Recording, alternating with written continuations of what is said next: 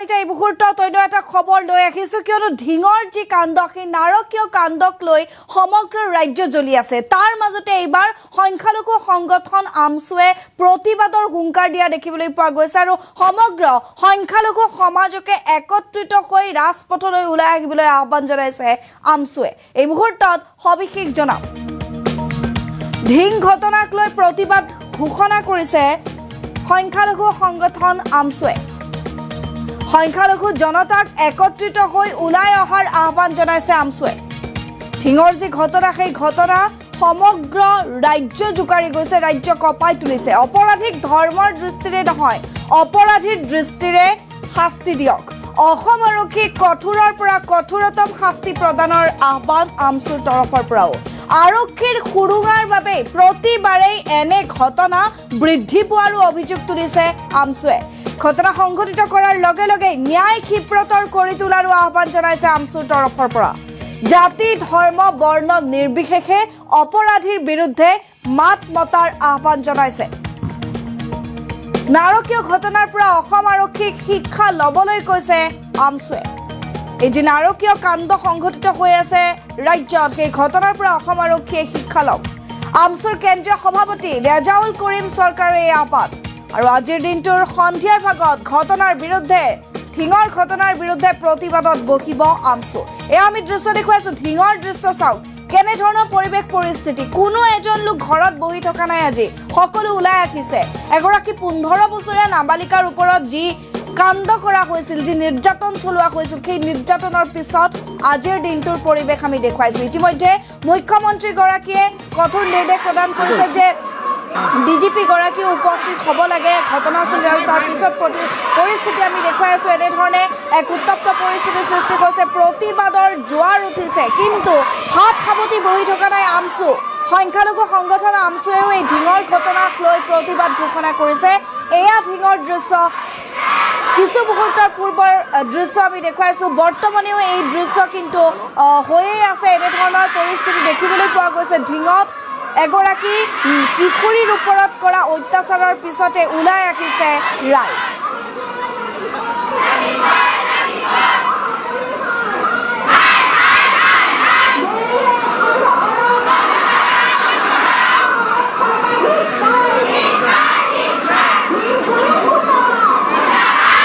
আপোনালোকে স্ক্ৰীণত দেখিছে এয়া ঢিঙৰ দৃশ্য।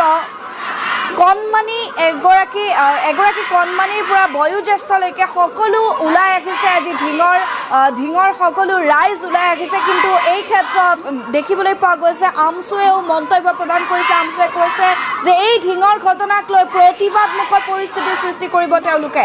সংখ্যালঘু জনতাক, সমগ্ৰ ৰাজ্যৰ সংখ্যালঘু জনতাক একত্ৰিত হৈ ওলাই অহাৰ আহ্বান জনাইছে। অপৰাধীৰ কি ধৰ্ম, অপৰাধীয়ে কি পিন্ধে, কি খায় সেয়া চাবলৈ তেওঁলোকে বাধা দিছে। তেওঁলোকে কৈছে অপৰাধীক ধৰ্মৰ দৃষ্টিৰে নহয়, অপৰাধীৰ দৃষ্টিৰে শাস্তি বিচাৰিছে আমছুৱে। অসম আৰক্ষীক এই দোষীক কঠোৰৰ পৰা কঠোৰতম শাস্তি প্ৰদানৰ আহ্বান জনাইছে। আৰু এই নাৰকীয় ঘটনাৰ পৰা অসম আৰক্ষীক শিক্ষা ল'বলৈ কৈছে আমছুৱে।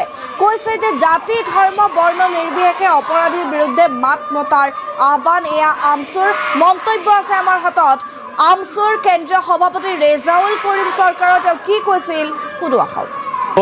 যোৱাকালি সন্ধিয়া যি নাৰকীয় ঘটনা সংঘটিত হ'ল নৰপীক্ষকসকলে, যে নাবালিকাক তেওঁলোকে দলবদ্ধ ধৰ্ষণ কৰিছে বুলি ইতিমধ্যে সংবাদ মাধ্যমত বাতৰি প্ৰকাশ পাইছে। আৰক্ষীয়েও কেইজনমানক সন্দেহজনকভাৱে ইতিমধ্যে গ্ৰেপ্তাৰ কৰিছে।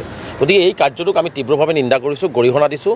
আৰু এনেকুৱা নাৰকীয় ঘটনা অসমৰ বিভিন্ন প্ৰান্তত হৈ আছে। আচলতে আমি আমছুৱে স্পষ্টকৈ অসমৰ মুখ্যমন্ত্ৰীক বিনম্ৰতাৰে আহ্বান জনাইছোঁ যে আচলতে অপৰাধীৰ দৃষ্টিৰে চাই কঠোৰৰ পৰা কঠোৰতম শাস্তি দিয়াৰ ব্যৱস্থা গ্ৰহণ নকৰিলে এনেকুৱা ধৰণৰ অপৰাধ প্ৰৱণতাবিলাক হৈয়ে থাকিব। আচলতে অসম আৰক্ষী বা গৃহ বিভাগ সম্পূৰ্ণভাৱে বিফল হৈছে। অসম আৰক্ষীয়ে যদি ওদালগুৰিৰ ঘটনাৰ ক্ষেত্ৰতে যদি কঠোৰ ব্যৱস্থা ল'লেহেঁতেন, তেওঁলোকক যদি আজি 2 মাহ হৈ গ'ল, তেওঁলোকক যদি আজি ফাঁচী কাঠত ওলোমাৰ কাৰণে তেওঁলোকে ফাষ্ট ট্ৰেক কোৰ্টৰ জৰিয়তে যদি খুব বিচাৰ প্ৰক্ৰিয়া কৰিলেহেঁতেন, হয়তো আজি ঢিঙৰ সেই আমাৰ এই মানে ছোৱালীজনী আজি এনেকুৱা ধৰণৰ ধৰ্ষিতা হ'ব লগা নহ'লহেঁতেন বা আজি ভুক্তভোগী হ'ব লগা নহ'লহেঁতেন। গতিকে আজি সপা ঢিলা চৰকাৰে আইনৰ সুৰুঙালৈ সপা ঢিলা নীতি লোৱাৰ কাৰণে, গৃহ বিভাগে সপা ঢিলা নীতি লোৱাৰ কাৰণে এনেকুৱা ধৰণৰ ঘটনাবিলাক হৈ আছে। গতিকে আমি স্পষ্টকৈ কৈছোঁ অপৰাধীৰ কোনো জাত পাত ধৰ্ম নাই। যি মানুহেই কৰিছে, ধিঙৰ ঘটনাটো যোনেই কৰিছে, যোনেই জড়িত আছে, তাক পুংখানুপুংখভাৱে সকলো ধৰণৰ চালি জাৰি চাই উলিয়াই অসম আৰক্ষীয়ে, গৃহ বিভাগে, নগাঁও আৰক্ষীয়ে তেওঁলোকক অতি সোনকালে ফাঁচীৰ ব্যৱস্থা গ্ৰহণ কৰিব লাগে, ফাঁচী দিয়াৰ ব্যৱস্থা গ্ৰহণ কৰিব লাগে। আৰু এনেকুৱা শাস্তি দিয়ক, যি শাস্তি দিলে যাতে প্ৰতিজন কোনো অপৰাধীয়ে অপৰাধ কৰাৰ আগত তেওঁৰ বুকুখন কঁপি উঠে, তেওঁ যাতে বুজি পায় যে না এনেকুৱা ধৰণৰ অপৰাধ কৰিলে এনেকুৱা ধৰণৰ শাস্তি হয়। গতিকে এনেকুৱা ধৰণৰ শাস্তি আমি বিহাৰ দাবী উত্থাপন কৰিছোঁ।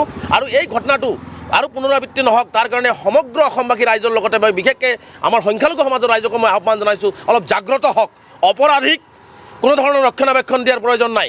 অপৰাধীৰ দৃষ্টিৰে দেখি যদি কোনোবাই অপৰাধ কৰিছে, তাক আৰক্ষীৰ হাতত গতাই দি কঠোৰ শাস্তি দিয়াৰ ব্যৱস্থা গ্ৰহণ কৰিব লাগে। আৰু মই নগাঁওবাসী ৰাইজক আহ্বান জনাইছোঁ, ধিংবাসী ৰাইজক আহ্বান জনাইছোঁ, লাহৰীঘাট, মৰিগাঁও, মৈৰাবাৰী সকলো প্ৰকাৰ ৰাইজক আহ্বান জনাইছোঁ যে এই নাবালিকা ছোৱালীজনীক ন্যায় দিবৰ বাবে সকলোৱে আজি সন্ধিয়া ওলাই আহি ইয়াৰ প্ৰতিবাদ সাব্যস্ত কৰিব লাগে। মই আহ্বান জনাইছোঁ নগাঁওবাসী ৰাইজক, মই আহ্বান জনাইছোঁ বিশেষকৈ আমাৰ সংখ্যালঘু সম্প্ৰদায়ৰ, সংখ্যালঘু অধ্যুষিত নগাঁও অঞ্চলৰ সকলো অঞ্চলতে আজি ইয়াৰ প্ৰতিবাদ হওক আৰু অপৰাধীক এইটো বুজাই দিয়া হওক যে কোনো ধৰণৰ অপৰাধক অসমত প্ৰশ্ৰয় দিয়া নহয়, ধিং হওক বা আন কোনোবা জাগাতেই হওক, ক'তো প্ৰশ্ৰয় দিয়া নহয়। এই কথাটো অপৰাধীসকলে বুজি পাওক। মই পুনৰবাৰ অসমৰ মুখ্যমন্ত্ৰীক আহ্বান জনাইছোঁ যে আপুনি বেলেগ ইছ্যু লৈ এই বানপানী জেহাত এইবিলাক কৰাৰ পৰিৱৰ্তে আইন শৃংখলাজনিত যিখিনি সমস্যা হৈছে, আমাৰ নাৰীসকল যে সুৰক্ষিত নহয়, মা ভনীসকল যে সুৰক্ষিত নহয়, মা ভনীসকলক সুৰক্ষিত কৰাৰ ব্যৱস্থা মুখ্যমন্ত্ৰীয়ে কৰিব লাগে। তাৰ কাৰণে মুখ্যমন্ত্ৰীয়ে যিমান কঠোৰ ব্যৱস্থা গ্ৰহণ কৰিব অপৰাধীৰ ক্ষেত্ৰত, তাত আমাৰ সমৰ্থন থাকিব, আমাৰ সহযোগিতা থাকিব। কিন্তু মুখ্যমন্ত্ৰীয়ে যদি নিজৰ ব্যৰ্থতা থাকিবৰ কাৰণে কেৱল